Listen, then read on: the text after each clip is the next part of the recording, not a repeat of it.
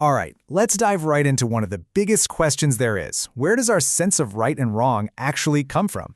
I mean, is it something we just create for ourselves, like an artist staring at a totally blank canvas? Or is it something we discover, something that's already out there, like an explorer mapping a hidden continent?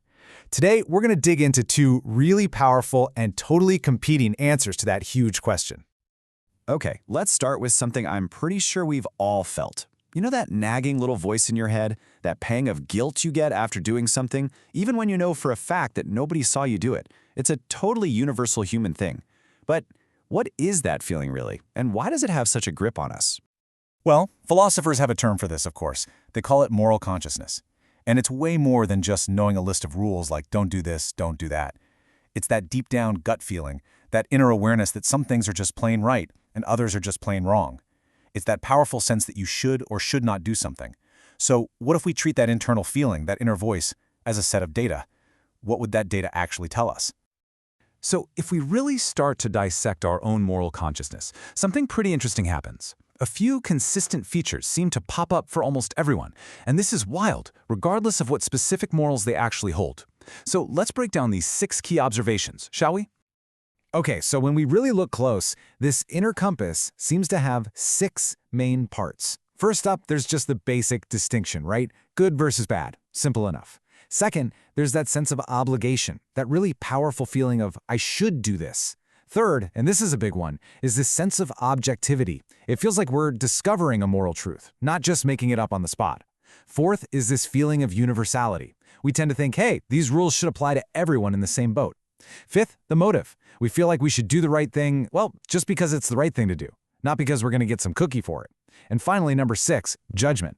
Our conscience either gives us that warm feeling of satisfaction or hits us with a dose of guilt. So this is the internal landscape, the mystery we're trying to solve. Okay, so that's the what.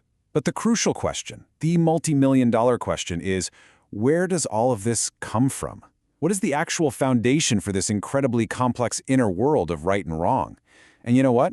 Answering that question leads us to a massive fork in the road. A real, honest-to-goodness philosophical puzzle. So which is it? Are you the artist creating your own values from scratch, or are you the explorer discovering a moral landscape that's already there, waiting to be mapped? These are the 2 big competing answers, and now we're about to meet a heavy hitter, a real champion for each one of these views. All right, let's dive into that first idea, the one that says we create our own morality. And for this, we have to talk about the French existentialist philosopher Jean-Paul Sartre. He is probably the most famous and maybe the most radical proponent of this view. And his vision of what it means to be human is, well, it's one of radical, almost terrifying freedom.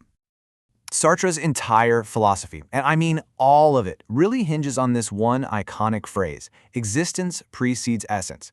Now, no, that sounds super abstract, maybe a little intimidating, but trust me, this one idea completely flips our traditional understanding of what it even means to be human.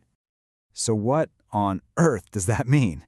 Okay, think about something simple, like a paper knife. Someone had an idea for it, a purpose for it, its essence, long before the actual knife was ever made, right? Sartre says we humans are not like that. There's no divine craftsman, no pre-written blueprint for human nature. We are just, poof, thrown into existence. And it's only after we're here that through every single choice we make, we create our own essence, our own purpose, our own values. But listen, this kind of freedom isn't some simple, happy-go-lucky walk in the park. Not at all. Sartre actually describes us as being condemned to be free. I mean, condemned. Why such a heavy, dramatic word? What's so bad about being free? Well, think about it. If there are no pre-made rules, no cosmic safety net, then the responsibility for every single choice you make rests entirely, 100% on you. You can't fall back on blaming your upbringing or society or some vague idea of human nature. Nope. You are the sole author of your moral universe. And according to Sartre, that crushing absolute weight of responsibility, that is the source of what he calls existential anguish. So Sartre gives us this incredibly powerful, if kind of daunting vision of freedom, right? A freedom that's born from total isolation. But what if he missed something? Something really, really fundamental? What if the real source of our values isn't found in the self, all alone, but in the one thing his philosophy seems to kind of overlook, our deep, undeniable connection to other people? I mean, just stop for a second and think about everyday morality. Lying, stealing, being kind, being loyal. Almost every single moral action you can think of, good or bad, is defined by how we interact with other people. This really simple observation points to a totally different possibility. Maybe the source of our values isn't locked away inside our isolated selves, but exists in the space between us. And this leads us to a really key distinction. See, on one hand, you're an individual. A single, separate, biological being. But you are also a person. And what does it mean to be a person? Well, this view says it means you are essentially defined by your relationships. Your very identity, who you think you are, is forged through your connections with your family, your friends, your community. Now, if that's true, then morality suddenly isn't something we just invent out of thin air. It's grounded in the objective, real-world fact of our interrelatedness. And from this basic reality, a primary right emerges, the right to be recognized and treated as a person, and not just as a thing or an object to be used. And of course, that right immediately creates a duty for us. We must recognize other people as persons too. This mutual recognition, this is the very soil from which things like love and respect grow. So, where does this leave us? Does this mean we have to just toss out Sartre's powerful insights about freedom and responsibility? Well, not necessarily. Maybe, just maybe, we can bring these two huge ideas together to get a more complete and, maybe a more complex picture of what's going on. Let's put them side by side for a second. For Sartre, remember, freedom is that terrifyingly blank canvas. You have to invent absolutely everything. But in this relational view, freedom isn't a blank canvas at all. It's freedom within a pre-existing structure. And what's that structure? It's the real, objective fact of human connection. You are totally free to choose how you act inside that network of relationships.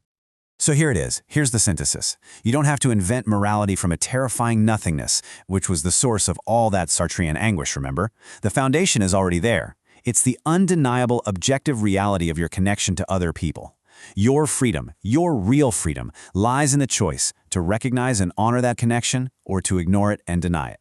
And in that choice, that's where you truly define who you are. But this whole idea leaves us with a final and pretty fascinating question to chew on. If our moral duties really do spring from our relationships, what happens when those duties conflict?